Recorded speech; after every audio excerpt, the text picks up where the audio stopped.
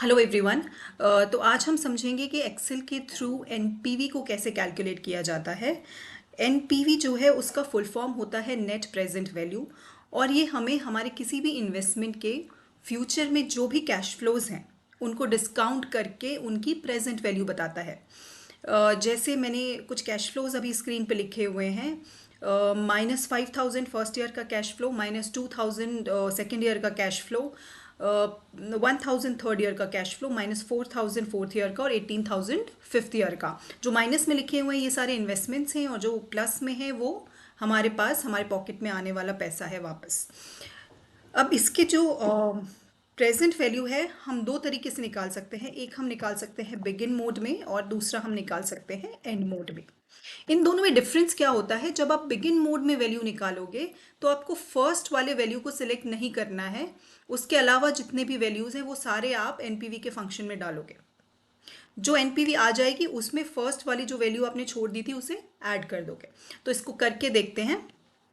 मैंने लिखा is equal to, फिर मैंने एनपीवी का फंक्शन डाला, एनपीवी टैब, और मैंने ओपन किया एफ एक्स।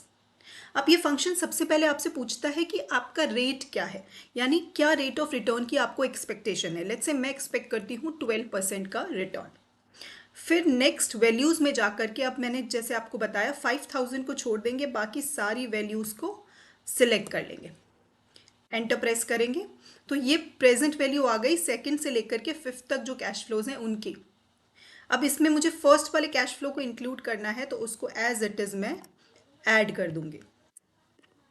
2603 जो है ये कैश फ्लो है बिगिन मोड में।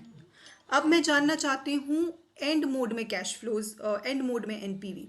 एंड मोड की एनपीवी बहुत इजी है, आपको कुछ नहीं करना है, एनपीवी का फंक्शन लेना है और सारी की सारी वैल्यूज को सिलेक्ट कर लेना है। तो मैंने किया is equal to NPV tab, फिर मैं एफ एक्स पे गई। इसने वापस से मुझसे पूछा कि आपको क्या रेट ऑफ रिटर्न की एक्सपेक्टेशन है। मुझे 12% की एक्सपेक्टेशन है, और मैंने आकर के 5,000 से लेकर के 18,000 तक सारी वैल्यूज सिलेक्ट कर ली।